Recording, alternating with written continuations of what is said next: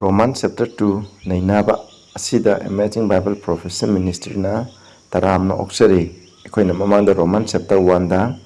Paulna Takpibu Gospel Gimaramda Samlabda Nainakre Madugi Makasa Tarakpoi Nangasi Romans chapter 2 da Amuk Nainamnasi Masigi chapter Sishu Yamna Maroiba chapter Amane Anbada Ishora Persona Toxi Sargadalevi by Yam Tagasare Nasi Equina Romans chapter 2 da Ipa naki wayen amasung atopa hiram kya marungi maramda naina jagadori masida naki thawaya seng baduna pazana loina view aina ngamba kodi monaki anungbi matung no view tari bishina option de suma pana ita baporo to pinna view pazana papta han view Prabhu Jesu ki mingde korum jari amen. Ko Romans chapter 2 1 to 3 punna paminasi aduga ina explain tawsirake. Therefore maram aduna thou are inexcusable, O man. Nahak aduna ngapi from lateraba, Haiti laitopa, nantopa yadraba, me he taibung muiba heavenly. Nak taibung muiba ore. Whosoever thou art that judgest, for wherein thou judgest another, thou condemnest thyself. For thou that judgest does the same thing. Masida palibase. To gi therefore maram aduna haina harebse nang nan thok phibam leitre atopa bu wai libana na thok nan thok phibam leitre maram di nahang na atopa bu wayen duna na samapu naran sijare wayen jare naran sijare maran sijare condemn habni atopa manipuri version dadi wayen jare na hai wayen jare habdi ade maran sijare nang na mibu wayen ba matam da nang naran sijare habni maram di hai nang na mibu wahelaga hairiba hiram adum ahang tawi habni masida palliba. Therefore ya athadi mamang da akhona Romans chapter 1 gi 29 na 32 da palliba aikhoina pap ki oiba thabak kyamrum khoina mitumya lanaba laimuti khurumba namja namthengna ba oktaba thabak tawba adugumba pap myam haidi asigumba thabak tawba misina danatana masibu tawba pam misina ishogi ni tholebakta Saloyana haina pona ikrabado hairiba mishing ado tauriba mi amana atopada nang masu tawba phate huraliba mi amana nang hurama phate na mitumyo lanariba nang na mitumyo lanaba phate na haiba taragadi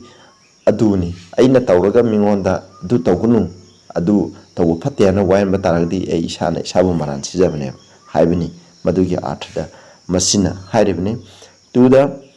But we are sure that the judgment of God is according to against them which commit such thing. Asigumba thabak tawriba, asigum oktaba papki thabak tawriba, missing, asigumba haibjaina, huji pankraba noina, Romans 1 gi 29, daina 32 do, madu yengbio. Adugumba thabaksing papki, thabaksing wain atung tugaibigi thabaksing tawriba, missing aduda ishogi wain base asumbagi matung ina, tawgani hamni. Haidi mi halagadi mi hatpagi matung tawni afaba tawragana afaba tawba atugi matung mibu wayan gini haina masida mection na piri be sinawsang ekoju adu mangai maduni adugi matung na ishorgi wayan badia asumbagi matung na tawgani. Verse 3 da thinkest thou this, O man, nang na sumna khanbra that judgest them which do such thing asigum thabak tawriba missing adugu wayaliba.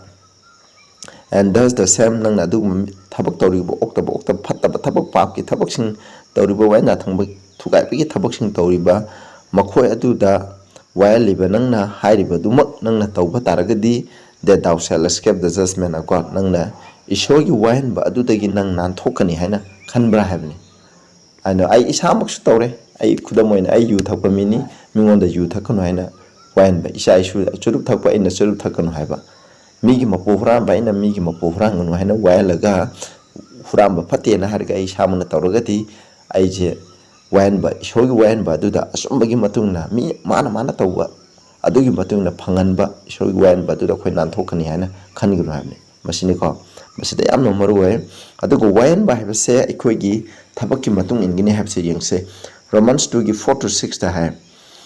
Oh, despise thou the riches of his goodness and forbearance, ishogi and longsuffering, not knowing that the goodness of God leadeth thee to repentance. Nang na ishogi khang makanba, kuina khangbiba longsuffering, forbearance, Manipur da happy arthamani ko.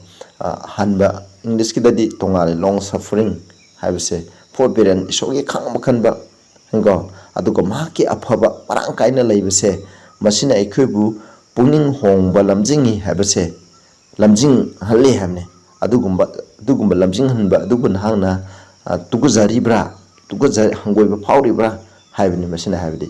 khoina hoi mi kamarum fataba thabak toy oktaba ki thabak toy pap ki thabak kam taweba adubu hairiba mising adu tawragasu hairiba mising aduda ishona khangbiba aduga ishogi afaba mayamda ulaga makhoje pungning hongngai gi dama ishona makhoibu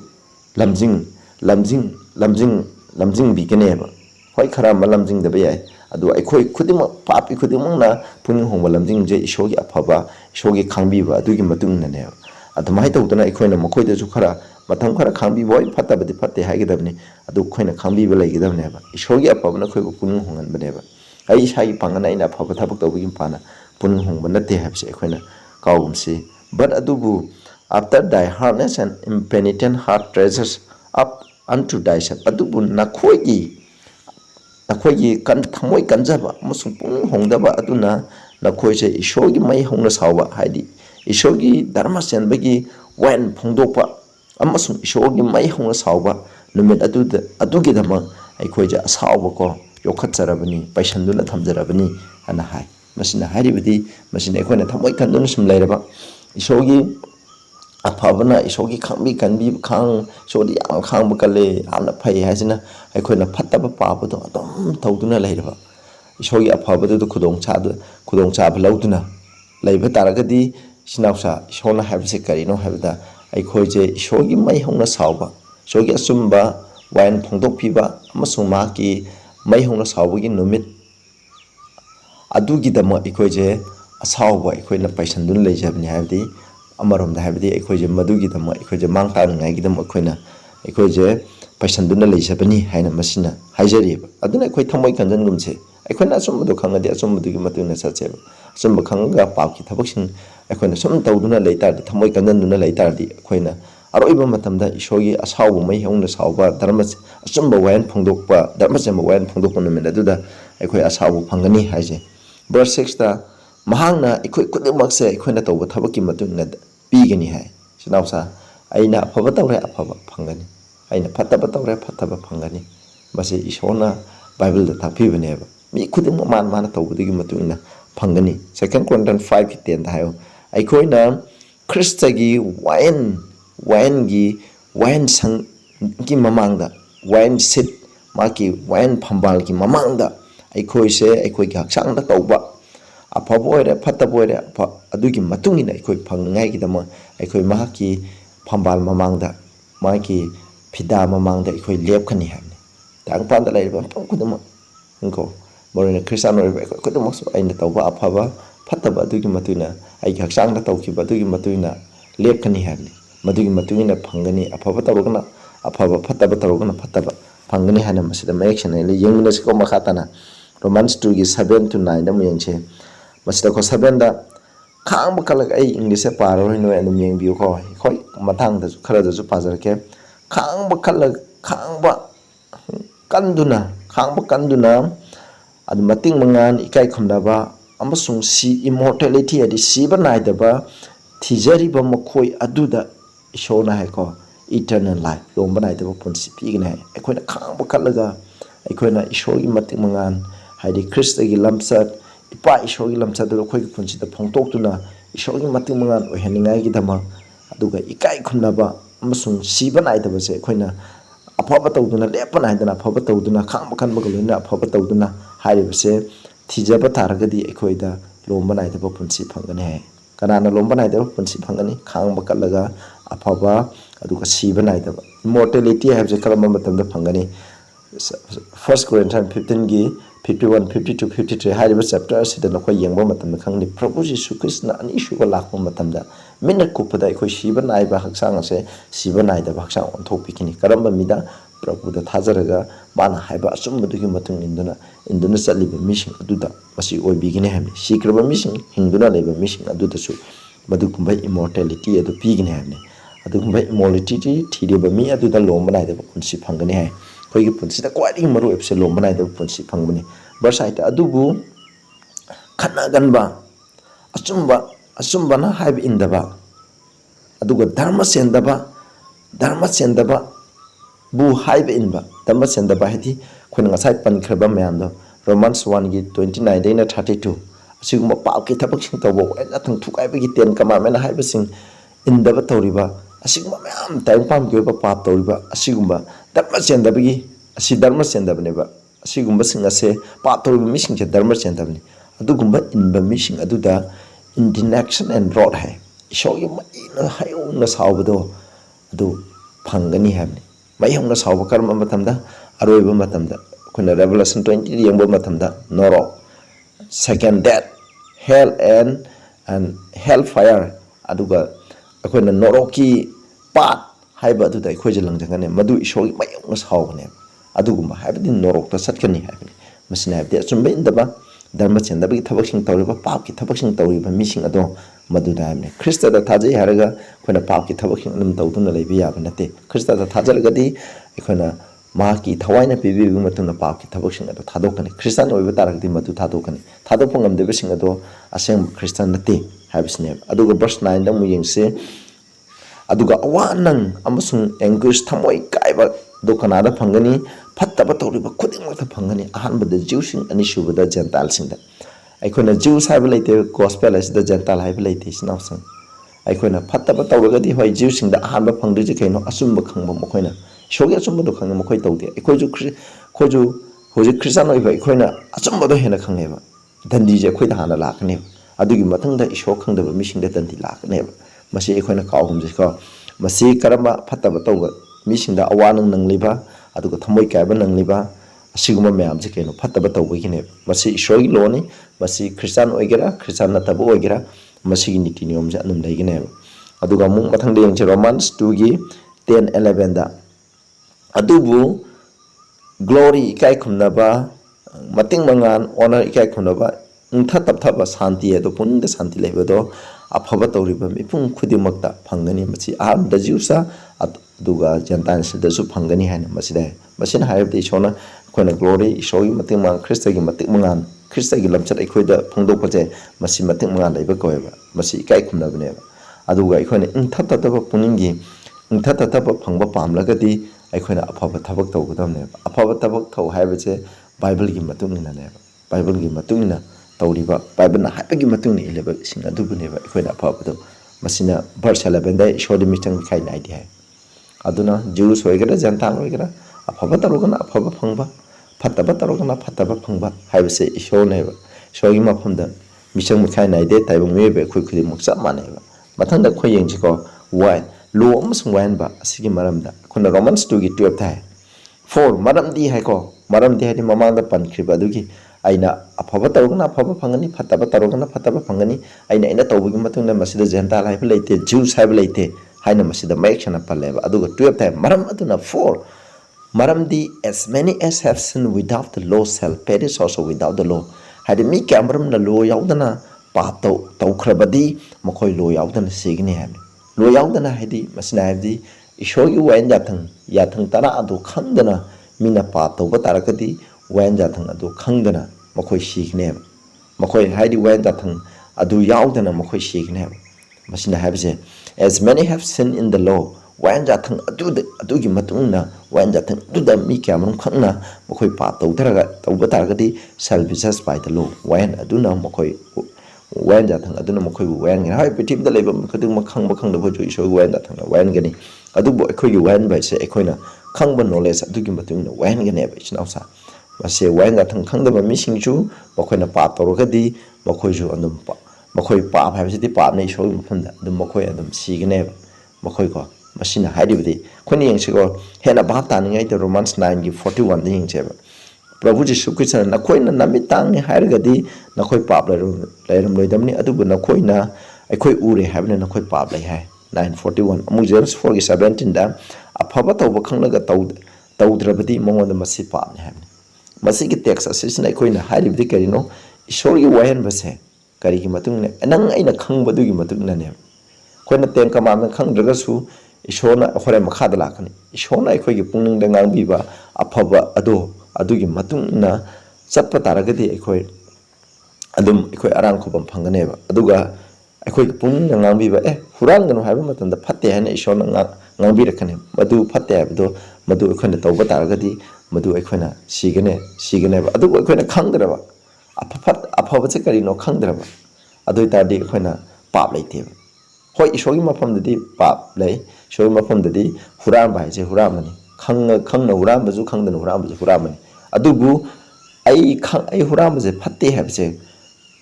ꯈꯪꯗꯕ ꯑꯩꯅ ꯃꯤꯒꯤ ꯃꯄꯣꯠꯇꯣ ꯍꯨꯔꯥꯜꯂꯨꯕ ꯇꯥꯔꯕꯁꯦ ꯀꯩꯗꯧꯕ ꯑꯩꯉꯣꯟꯗ ꯃꯗꯨꯒꯤ ꯃꯥꯁꯦ ꯍꯨꯔꯥꯜꯂꯦ ꯍꯥꯏꯕꯒꯤ ꯄꯥꯞ ꯑꯗꯣ ꯏꯁꯣꯔꯅ ꯑꯗꯨꯒꯤ ꯃꯔꯥꯜ ꯑꯗꯣ ꯑꯩꯈꯣꯏꯗꯗꯤ ꯂꯩꯇꯦꯕ ꯑꯩꯅ ꯈꯪꯕꯒꯤ ꯃꯇꯨꯡ ꯏꯟꯅ ꯑꯆꯨꯝꯕ ꯑꯃ ꯈꯪꯉꯦ ꯑꯆꯨꯝꯕꯗꯨꯒꯤ ꯃꯇꯨꯡ ꯏꯟꯅ ꯑꯅꯤ ꯈꯪꯉꯦ ꯑꯅꯤꯒꯤ ꯃꯇꯨꯡ ꯏꯟꯅ ꯑꯗꯨꯕꯨ ꯑꯩꯅ ꯈꯪꯂꯒ ꯑꯆꯨꯝꯕ 100 ꯈꯪꯉꯒ 99% ꯇꯧꯕ ꯇꯥꯔꯒꯗꯤ ꯑꯩ ꯃꯄꯨꯡ ꯐꯥꯗꯦꯕ 100 ꯈꯪꯒꯗꯕ ꯑꯃꯈꯛꯇꯪ ꯈꯪꯒꯗꯕ ꯑꯃ ꯈꯪꯕꯗꯨꯒꯤ ꯃꯇꯨꯡ ꯏꯟꯅ ꯑꯩꯅ ꯍꯤꯡꯒꯗꯕꯅꯦꯕ ꯑꯗꯨꯒꯤ ꯃꯇꯨꯡ ꯏꯟꯅ ꯑꯩꯈꯣꯏꯅ ꯋꯥꯌꯦꯟꯒꯅꯤ ꯍꯥꯏꯕꯅꯤ ꯃꯁꯤꯅꯤ ꯂꯣ ꯌꯥꯎꯗꯅ ꯇꯧꯕ ꯃꯤꯁꯤꯡꯁꯨ ꯂꯣ ꯈꯪꯗꯅ ꯄꯥꯞ ꯇꯧꯕ ꯇꯥꯔꯒꯁꯨ ꯃꯈꯣꯏ ꯂꯣ ꯈꯪꯗꯅ ꯁꯤꯒꯅꯤ ꯍꯥꯏꯁꯦ ꯃꯁꯤꯅ ꯍꯥꯏꯔꯤꯕꯁꯦ ꯑꯗꯨꯅ ꯂꯣꯗ ꯇꯧꯕ ꯇꯥꯔꯒꯁꯨ ꯀꯩꯗꯧꯕ ꯂꯣꯒꯤ ꯃꯇꯨꯡ ꯏꯟꯅ ꯋꯥꯌꯦꯟꯒꯅꯤ ꯍꯥꯏꯅ ꯃꯁꯤꯗ ꯃꯌꯦꯛ ꯁꯦꯡꯅ ꯄꯜꯂꯦ ꯑꯗꯨꯒ ꯖꯦꯟꯇꯥꯏꯜꯁꯤꯅ ꯀꯃꯥꯏꯅ ꯏꯁꯣꯔꯒꯤ ꯂꯣꯁꯦ ꯏꯟꯕ꯭ꯔꯥ ꯌꯦꯡꯁꯤ ꯔꯣꯃꯟꯁ 2ꯒꯤ ꯑꯩꯈꯣꯏꯅ 13 to 16ꯗ ꯑꯩꯈꯣꯏ ꯌꯦꯡꯁꯤꯀꯣ ꯁꯤꯗ ꯍꯥꯏꯀꯣ for ꯃꯔꯝꯗꯤ not the hearers of the law are just before God ꯃꯁꯤ ꯑꯩꯈꯣꯏꯅ ꯍꯧꯖꯤꯛ ꯄꯥꯈꯤꯕ 12ꯇꯣ ꯑꯗꯨꯒꯤ ꯃꯇꯨꯡ ꯏꯟꯅꯅꯤ ꯏꯁꯣꯔꯅ ꯍꯥꯏꯕꯁꯦ ꯂꯣ ꯈꯪꯗꯅ ꯁꯤꯕ ꯃꯤꯁꯤꯡ ꯂꯣ ꯈꯪꯗꯅ ꯄꯥꯞ ꯇꯧꯕ ꯃꯤꯁꯤꯡꯁꯨ ꯂꯣ ꯈꯪꯗꯅ ꯁꯤꯒꯅꯤ ꯂꯣ ꯈꯪꯅ ꯂꯣꯗ ꯄꯥꯞ ꯇꯧꯕ ꯃꯤꯁꯤꯡꯁꯨ ꯂꯣꯅ ꯋꯥꯌꯦꯟꯒꯅꯤ ꯍꯥꯏꯕꯁꯦ ꯃꯁꯤ ꯏꯁꯣꯔꯅ ꯍꯥꯏꯔꯤ ꯃꯔꯝꯗꯤ ꯂꯣꯅ ꯍꯥꯏꯕꯗꯣ ꯇꯥꯕ not the hearers of the law are just before God ꯍꯥꯏꯗꯤ ꯂꯣꯅ ꯍꯥꯏꯕꯗ ꯂꯣ ꯈꯪꯕ ꯃꯈꯣꯏ ꯑꯗꯨ ꯈꯛꯇꯅ ꯆꯨꯝꯕ ꯅꯠꯇꯦꯕ ꯂꯣꯅ ꯍꯥꯏꯕ ꯇꯥꯕ ꯑꯗꯨ ꯈꯛꯇꯅ ꯆꯨꯝꯕ ꯅꯠꯇꯦꯕ but ꯑꯗꯨꯕꯨ the doers of the law shall be justified ꯑꯗꯨꯅ ꯂꯣꯅ ꯍꯥꯏꯕ ꯏꯟꯕ ꯃꯈꯣꯏ ꯑꯗꯨ ꯏꯁꯣꯔꯅ ꯆꯨꯝꯍꯟꯕꯤꯒꯅꯤ ꯑꯩꯅ ꯂꯣꯗꯣ ꯈꯪꯒ ꯂꯣꯅ ꯍꯥꯏꯕꯗꯣ ꯇꯥꯔꯒ ꯇꯧꯗ ꯇꯥꯔꯗꯤ ꯑꯩ ꯆꯨꯝꯍꯟꯕꯤꯔꯣꯏꯕ ꯑꯗꯨꯕꯨ ꯂꯣꯅ ꯍꯥꯏꯕꯗꯣ ꯇꯧꯕ ꯃꯤꯁꯤꯡ ꯑꯗꯨꯅꯦꯕ ꯀꯅꯥꯒꯨꯝꯕ ꯃꯤ ꯈ꯭ꯔꯤꯁꯇꯥꯟꯁꯤꯡꯅ ꯍꯥꯏ ꯑꯩꯈꯣꯏ ꯄ꯭ꯔꯚꯨ ꯖꯤꯁꯨ ꯈ꯭ꯔꯤꯁꯇꯗ ꯊꯥꯖꯕꯒꯤ ꯃꯄꯥꯟꯅ ꯑꯩꯈꯣꯏ ꯙꯔꯃ ꯆꯦꯟꯈ꯭ꯔꯕꯅꯤ ꯑꯗꯨꯅ ꯑꯩꯈꯣꯏ ꯂꯣ ꯉꯥꯛꯄ ꯗꯔꯀꯥꯔ ꯂꯩꯇ꯭ꯔꯦꯅ ꯍꯥꯏꯀꯣ ꯃꯗꯨ ꯑꯔꯥꯟꯕꯅꯤ ꯃꯁꯤꯗ ꯍꯥꯏꯔꯤꯕꯁꯦ ꯃꯁꯤꯅꯤꯀꯣ ꯂꯣ ꯉꯥꯛꯄ ꯃꯤ ꯑꯗꯨ ꯏꯁꯣꯔꯅ ꯋꯥꯌꯦꯟꯕ ꯍꯣꯏ ꯊꯥꯖꯕꯅ ꯑꯩꯈꯣꯏ ꯆꯨꯝꯍꯟꯕꯅꯤ ꯑꯩꯈꯣꯏꯅ ꯊꯥꯖꯕꯅ ꯑꯩꯈꯣꯏ ꯆꯨꯝꯍꯟꯈ꯭ꯔꯤꯕ ꯃꯤꯄꯨꯝ ꯈꯨꯗꯤꯡꯃꯛ ꯑꯗꯣ ꯏꯁꯣꯔꯒꯤ ꯊꯋꯥꯏ ꯑꯁꯦꯡꯕꯅ ꯄ꯭ꯔꯚꯨ ꯖꯤꯁꯨ ꯈ꯭ꯔꯤꯁꯇꯅ ꯄꯤꯕ ꯁꯛꯇꯤ ꯊꯧꯖꯥꯜꯒꯤ ꯃꯇꯨꯡ ꯏꯟꯅ ꯍꯥꯏꯔꯤꯕ ꯏꯁꯣꯔꯒꯤ ꯋꯥꯌꯦꯟ ꯌꯥꯊꯪ ꯉꯥꯛꯄꯒꯤ ꯊꯕꯛꯇꯣ ꯈ꯭ꯔꯤꯁꯇꯒ ꯂꯣꯏꯅꯅ ꯂꯣꯏꯅ ꯄꯥꯡꯊꯣꯛꯍꯟꯕꯤꯒꯅꯦꯕ ꯑꯗꯨ ꯀꯅꯥꯕꯨ ꯈ꯭ꯔꯤꯁꯇꯥꯟ ꯈꯔꯅ ꯍꯥꯏ ꯄ꯭ꯔꯚꯨꯗ ꯊꯥꯖꯔꯒꯗꯤ ꯑꯩꯈꯣꯏ ꯂꯣ ꯏꯟꯕ ꯗꯔꯀꯥꯔ ꯂꯩꯇ꯭ꯔꯦꯅ ꯍꯥꯏ ꯃꯗꯨ ꯑꯔꯥꯟꯕꯅꯤ ꯃꯔꯝꯗꯤ ꯈ꯭ꯔꯤꯁꯇꯥꯟ ꯑꯣꯏꯕ ꯑꯩꯈꯣꯏꯁꯦ ꯑꯐꯕ ꯊꯕꯛ ꯇꯧꯕ ꯍꯥꯏꯗꯤ ꯈ꯭ꯔꯤꯁꯇꯅ ꯑꯩ ꯏꯁꯥꯅ ꯑꯐꯕ ꯊꯕꯛ ꯇꯧꯔꯒ ꯑꯔꯥꯟ ꯈꯨꯕꯝ ꯐꯪꯒꯅꯤ ꯍꯥꯏꯕ ꯅꯠꯇꯦ ꯈ꯭ꯔꯤꯁꯇꯅ ꯑꯩꯈꯣꯏꯗ ꯂꯩꯕꯤꯕꯒꯤ ꯃꯇꯨꯡ ꯏꯟꯅꯅꯤ ꯁꯤꯗ ꯍꯥꯏꯕꯁꯦ ꯁꯤꯗ ꯚꯔꯁ 14ꯗ ꯍꯥꯏ for ꯃꯔꯝꯗꯤ when the Gentiles ꯃꯈꯣꯏꯗ ꯂꯣ ꯂꯩꯇꯦ ꯍꯥꯏꯗꯤ ꯈ꯭ꯔꯤꯁꯇꯥꯟ ꯅꯠꯇꯕ ꯑꯇꯣꯞꯄ ꯖꯥꯠꯁꯤꯅ ꯃꯈꯣꯏꯗ 10 commandment ꯀꯔꯤꯅꯣ ꯍꯥꯏꯕꯁꯦ ꯃꯈꯣꯏ ꯈꯪꯗꯦꯕ ꯑꯗꯨꯕꯨ ꯃꯈꯣꯏꯅ ꯍꯥꯏꯔꯤꯕ ꯋꯥꯌꯦꯟ ꯌꯥꯊꯪ 10 ꯌꯥꯎꯔꯤꯕ ꯄꯣꯠꯁꯤꯡ ꯑꯁꯦ ꯃꯈꯣꯏ ꯃꯍꯧꯁꯥꯅ ꯇꯧꯋꯦ ꯃꯔꯝꯗꯤ ꯍꯨꯔꯥꯟꯕꯁꯦ ꯐꯠꯇꯦ ꯍꯥꯏꯕꯁꯦ ꯃꯈꯣꯏꯅ ꯈꯪꯉꯦꯕ ꯏꯃꯥ ꯏꯄꯥꯅ ꯍꯥꯏꯕ ꯏꯟꯗꯕꯁꯦ ꯐꯠꯇꯦ ꯍꯥꯏꯕꯁꯦ ꯃꯈꯣꯏ ꯈꯪꯉꯦꯕ ꯃꯤꯇꯨ ꯃꯤꯋꯥ ꯂꯥꯟꯅꯕ जे फत्ते हाबसे मखोइना खंगेबा ओइदबो गांगमसे फत्ते हाबसे मखोइ लोइ खंगेबा इसिनावसा होय खरा खंगमदबे याय लाइ मुट्टि लाबसे मखोइना फत्ते हाबसे मखोइ वाखल खंगलमदबे याय मदुगुम अदुबु अयामना 10 कमामिगी अखोइना 6 अखोइना तरुक्तगिना 10 फावबसिने मखोइना लोइ खंगेबा मखोइना को होय अतैदि मखोइ लाइ मुट्टि लापगी मनमदरि इसो मखोइ को सैतान अमथाक तौदना मखोइगी पुनिंगदो मामनगिदुना खंगरे अदुतादि हाइरिबसिंग अदो वायन दाथंगदे इरिबसिंग अदो मखोइ मसाना अदुम महौसादगी मखोइना लु अमु ओइना मखोइना इंजरे मखोइना 10 कमामेंट दो लई हाबसे खंगदरसु हुजे खोइ मसिना हाबसिने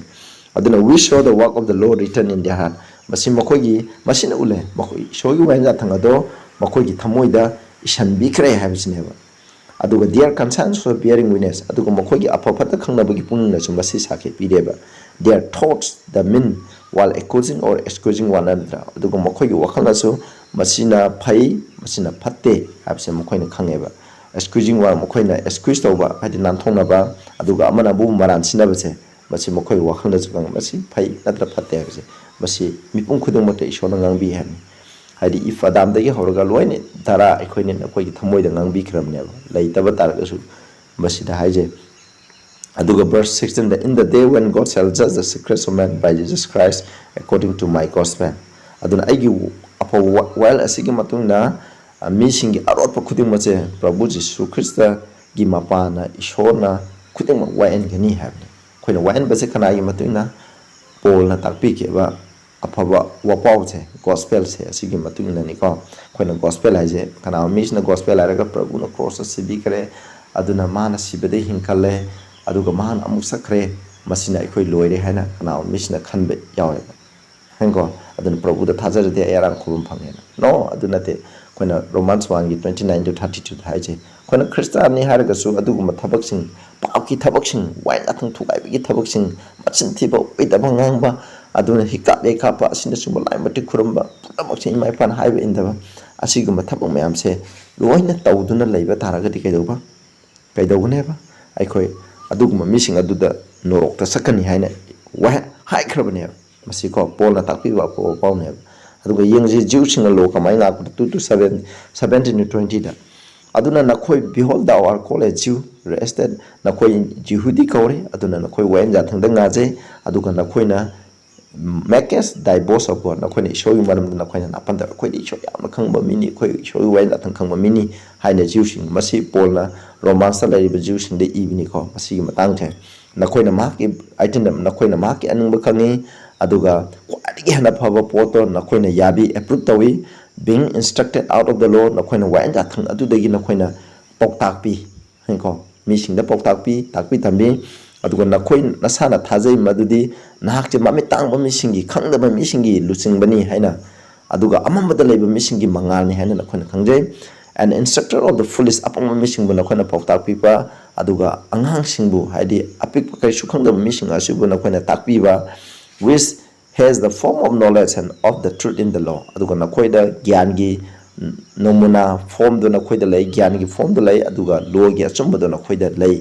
haina nakoina napan tawjai haina Jewsing asengmane Jewsing de isoge chumba do loi khangale mokoina patna khangai isoge ningba karino kai natamna haibse mokoina phasana mapung phana khangeba adubu sida mu makhada mu yengji ko 21-24 da maram tawdiar for maram dana atopa misingbu takpi aduga nang nasamak obudi takpi dabra this is another this is thou not thyself nang nasamuk de takpi dabra thou that presses a man nang na hype takpi mina mi gi mapo hural oidabni adu nang huran bra nang na hai adultery commit tawroidabni mitumya lana de nang na commit tawbra nang na lai muti tuku chagadam hai aduga nang na lai sangi oba thabak sing adu mang thokpara aseng po sing adu nang huran bra habne aduna nang na law gi damang nang nasamang na 23 da nang chauthokchei aduga through breaking the law dishonor thou God nang na law je wayan da thang tara du maram da nang chauthokchei khangi hana aduga nang na wayan da thang tara do thugai raga nang thugaiduna nang ishobu ikai khumna dabra habne 24 ko patana for the name of God is blasphemed among the Gentiles through you as it is written. Akibadigi matuna nakoina ishogi ming ase Gentile singi markta ishogi ming ase nahang na thina ngangai hai. Maramdi karino masida hai Jewsing na nakoina asumba kange wayan jathang ado karino apapa karino habda nakoina kange adubu nakoina indre khangba sing ado nakoina mingonda de takpire mangan apamba mising takpi tambire adubu haideba takpi tambibu nakoina indre inda baduna maramoiduna ishogi mingya thina ngamne akoi Christian samane isinausing aikoina Bible haiba sumba sing se akoi kairo lekai da isinausing da isho khangdaba mising da takpi tambiraga haideba sing do bakoi da takpi si tawgunu laideba sing mateng pangadumna haraga khona laideba ne koi da hangba matam da mateng pidraba asigum apo myam da takpi tambiraga aikoina madu indaba matam da de akoi ishogi mingya makoi gi marakta ishogi mingya thina haibne aduna Christian hujik Manipurda koina koigi ching tammi isininaw kyan akoi maitei isinaw kyamrum na shoga phoblok sanne maramdi simi kyamrum Christian chapa misingi phattaba niti niyom mayam urakanda ikoina shogi mingdo aduna adu misina show Prabhu Jisu Christ ming palaga thina nganga lebse maramdi ikoina Christai go ebelam chato tawdabni ai nomju khabada thenagi Bible da iriba Christian gi Christai go ebelam chat sukimat phaje adubu Saliba Christian sina saliba niti niyom sida asuki matik phajade haina thengne dugumdo ekhona oigum si haina masida paliko 25-29 da ekhoi amu yengase ko adu asengba Jew aduga asengba circumcision absi karino digi maram de khoi yengse verse 24 maramdi circumcision verily profit circumcision tauba haidi angang nupa masa singi akoina private part ki maton kak phaje masi circumcision ko masi yam kanai ba if thou keep the law dong halaga di masi kanai heba but adu na khoina law do thugai ba mi oraga di nangi circumcision do ayana unkak podo unkak tabu oire hebne masidi masina haribse akoina aikoidi jehudi ni adu ni adani ceremonial go law sing am tawre haraga aikoina shogi waina thang do ngak traga di kana te hebne kwani ngak waina thang masida paliba law ai ten commandment bu ne top na te ko sinawsing copy gun maram aduna aduga law unkak taba misina ishogi dharma senbagi law ado ngak pataraga di aduna mahaki unkak taba ado unkak po oloidra hebne masina hebdi aikoina haidi Gentile sing isho khangdaba misingna lo ishogi wainda thang dharma semba wainda thang ado aikoina Prabhu da thaja bagi mapana Prabhu Jesu Christ bu loksan bagi mapana mangon da ngaja bagi mapana haidi bising ado aikoina ngakpa taragadi aikoina unkak traga su unkak po manare hebni masina yam phajai go masini koina hoji unkak tripse masini ko Jeusing na di unkak tra di arang khomom phangwaina thakpi bni adugumba dugi maramda Paul ase thakpi bni Romans da leiba Jeusing na atopa Christian sida na khoi unkak traga di sraga saloi habni adugi maramda Paul na thakpi bni 27 da say not the uncircumcision which is by nature heko mausa dagi unkak traba if it fulfill the law dubu mapung phalaga di just the who by letter and circumcision those strongest the law haidi aikoi da aiba adugi matungna aduga circumcision thoriba nakhoi na isor gumena thangdo thukai taraga di circumcision tawda mausa dagi akoina unkalak tarba adubu isogi lodi illaba makhoina nakhoi bu wai loidra hebne haiko bas wan gani chume unkak traga isogi wai da thangdo illa adugu unkak pani hajaraga circumcise tawune haraga makhoina isogi wai da thangdo thugai duna lei taraga di masi makhoina wain gani hebne janta lekhoina shokhang khangba mising adu wain gani 28 ko for he is not a Jew which is one outwardly haiko mapan thong do oiba adu khaktana Jew nateba neither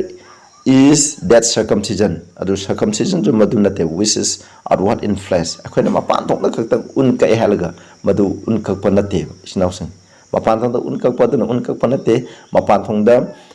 thong da Jehudi oiba aduna Jehudi nate habini basina je but adubu he is a Jew which one inwardly akoina thamoida akoigi pungda akoina manungda Jew oibdo aduna Jewni circumcision of the heart circumcision is that of that aduga unkak paju thamoigini in the spirit thawaidani not in the letter mayekta akoina ikhrabdo adugi matina nate whose praise is not of man ma ki thagapdi mi gi nate but of God shodigi na mas dairibdi akoina Jew soiba habse akoina mapan thongda oibdo khang nate Jews akoina spiritual Jews shona haiba asengbu inbdo maduneba aduna unkak paib ju khoina aduna Paul na haje unkak trasu kai su kai de thamoi ne unkak paib je thamoi ne akoina thamoi da unkak kadabni hay makha tarak pasing da sunai na gani ko thamoi da unkak kadabni aduga akoina mapan thong da khak pudu maru oite habsneba adu madugi maram da ne bisnausa aduni masi akoina Roman chapter 2 da pan khrab se yam phajai aduna akoi su Christian oirga su akoina mingon da wayenba ufranganu fataba tawgunu si taw mitum yalana fate haraga akoina taw taragdi akoisu madugi tandi do akoi samakta phangjagani habne shogu waina se asumbai matungna wain gani aina khangbudugi matungna wain gani habne tabiba mayam khuding shon bobi prathana tawse sagada lebi paisha thagasare na haki wain bidi asumbai matungna akoina khangbugi matungna wain gani hana khangn bikre tari bishna khuding de suma panai da bobi Prabhu ki minde kurumjare amen.